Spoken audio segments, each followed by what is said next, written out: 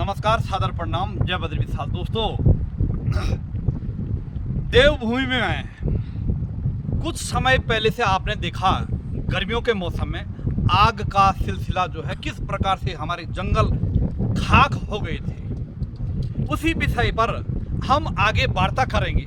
पहले आप जो है एक बार चारों तरफ का जो है इस वन के जो है दृश्य का अवलोकन कर सकते हैं। और ये चीड़ का वन आप देखिएगा, चारों तरफ जो है आग लग करके, हालांकि वर्तमान में आग बुझ गई है, लेकिन आग लगने के बाद इस जंगल का क्या हाल हो रखा आप देख सकते हैं। और ये लगाइए कि जो भी वन्य जीव प्राणी यहाँ निवास करते होंगे उनका घर जल गया तो अब कैसे रह रहे होंगे, ये आप अंदाजा खुद लगा सकते हैं कि जो है भगवान न करे किसी इंसान के साथ ऐसी घटना हो तो उसके दिल पे क्या गुजरती होगी।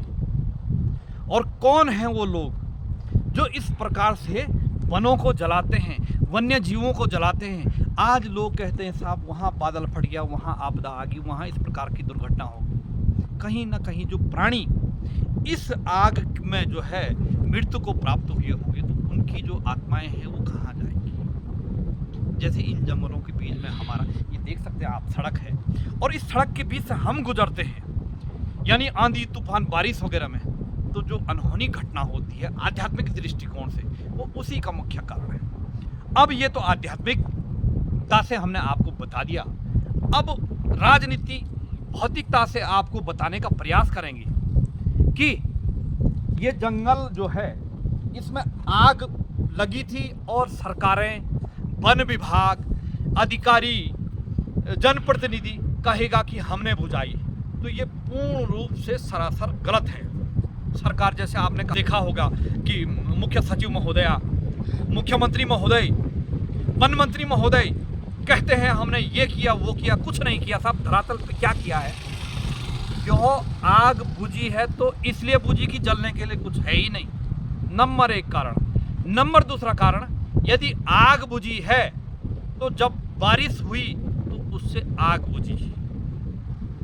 हाँ, थोड़ा बहुत हमने देखे वन विभाग के कर्मचारी। अब वन विभाग का कर्मचारी भी क्या करेगा साहब, जब उसके पास कोई आग बुझाने का साधन न हो। माना कि उसके पास पानी का टैंकर हो, आग बुझाने के लिए जो भी अस्त्र शस्त्र लगते हैं, इक्विपमेंट लगते हैं, वो हो तो हम बोल सकते हैं। हमने एक वन विभाग के कर्मचारी से पूछा तो बोला भाई साहब कुछ नहीं है, हमारा शरीर ही है।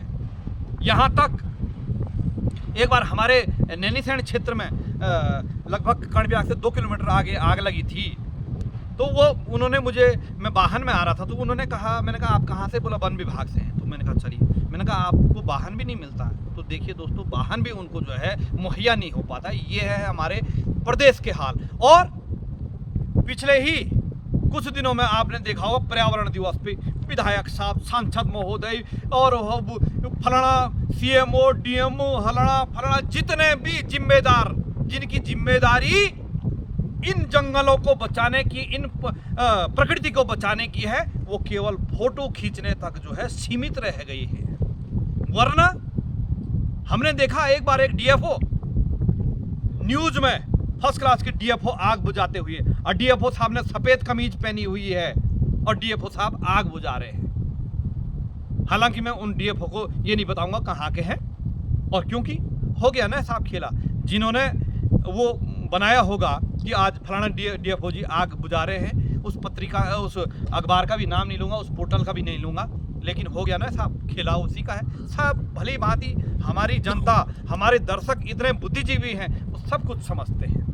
लेकिन समस्या इस बात की है कि उसके बाद कहेंगे, अब तो सरकारों में ऐसे ऐसी नीतियां आ गई हैं कि बारिश, गर्मी, खतरनाक गर्मी में जो है बारिश आ गई तो कहेंगे हमने बात करी साहब, हमने जो है ऐप से बारिश करवाई। इस प्रकार का भी जो है खेला होता है। लेकिन हद तो तब हो जाती है दोस्तों कि जब ये इस प्रकार की जो है बयान करते हैं कि हमने वनों को आग लगाने से बचने के लिए यह कदम उठाया। कदम क्या उठाया?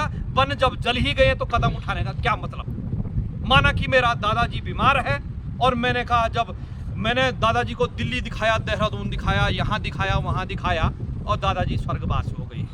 और मैंने दादाजी के लिए ये व्यवस्था करी, जब दादाजी का मासिक श्राद्ध हो गया है तब मैं दादाजी के लिए एक कमरा बना रहा हूँ कि दादाजी यहाँ रहेंगे, और उनकी फोटो वहाँ रख रहा हूँ। उसके जैसा यहाँ पर कृत्य हो रहा है। इसके लिए आप बुद्धिजीवी लोग जानते हैं कि किस प्रकार से जो है सरकारों में जनप्रतिनिधि, नेता लोग, मंत्री लोग, विधायक साहब, मुख्यमंत्री महोदय किस प्रकार की बयानबाजी करते हैं कि हमने जो है पूरी व्यवस्था कर दी। व्यवस्था तो धरातल पे आप देख सकते हैं, कितना वीरान दृश्य का आप अवलोकन कर सकते हैं। और हमारी तो ये भी गुजारिश है कि इन पेड़ों को कम करके इनकी जगहों पर बांज की जैसी वनस्पति लगाई जाए, तो वो पानी भी देगी और पशुओं के लिए चारे का काम भी आएगा और आग लगने से भी बचेगा। मेरा निवेदन है सरकारों से कि इनको जो है एक प्रकार से, ये बहुत ऐसी प्रजाति है ये कि बहुत जल्दी फैलती है। और हमने ये भी देखा है कई हमारे क्षेत्र में, बांज के जंगलों में, यदि एक पेड़ यह चीड़ का हो गया तो ये धीरे धीरे जो है बांज के जंगल को समाप्त करेगा और चीड़ वहां घुसता जाएगा। जिस प्रकार से आज देश में, प्रदेश में भ्रष्टाचार घुस रहा है, अब इसको कोई घुसा नहीं रहा है, इसको कोई बो नहीं रहा है, इसको कोई लगा नहीं रहा है उस पेड़ को। तो ये पेड़ जैसे कि आज की डेट में विभागों में भ्रष्टाचार भरा हुआ है, उसी प्रकार से यह जंगलों में इस प्रकार का भरा हुआ है। और फिर भ्रष्टाचार का तात्पर्य घोटाला होगा तो वही भ्रष्टाचार है, और यहाँ इन जंगलों में आग लगे मतलब वो एक प्रकार से भ्रष्टाचार है। तो दोस्तों ये है पराकाष्ठा। और फिर वन विभाग के संबंधित, और मैंने देखा कि जो छोटे कर्मचारी होते हैं लगभग 75% वह धरातल पे काम करते हैं, हमने देखा है। लेकिन अधिकारी को कोई पूछता भी नहीं है सवाल। क्यों पूछना है किसी ने? जिसने सवाल पूछना है वहाँ तो वो हो गया है खेला, वो क्यों सवाल पूछेगा? आम जनता का अधिकार है कि वह आम जनता उनसे सवाल करे।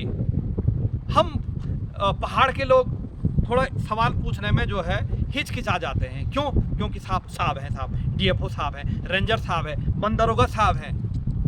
दोस्तों ये साहब, हमारा बोलने का तात्पर्य यह नहीं है कि आप उनको सम्मान न दीजिए, लेकिन ऐसा नहीं कि साहब में ही साहब नमस्कारी में वो करता रहे और वो आपकी न बातों को सुने और न आपकी समस्या का समाधान करे।